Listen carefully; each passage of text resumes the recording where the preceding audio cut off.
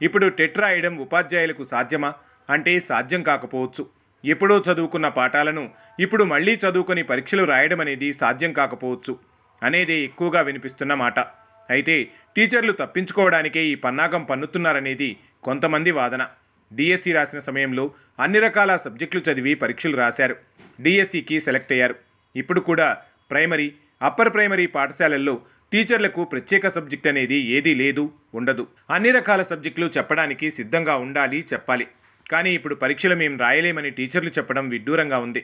7వ తరగతి నుంచి 10వ తరగతి వరకు సబ్జెక్టులు చెప్పే టీచర్లలో ప్రత్యేకంగా డిఎస్సిలో ఎంపిక చేసుకున్న సబ్జెక్టులు పాస్ అయిన తర్వాతే ఉద్యోగాలు వచ్చాయి.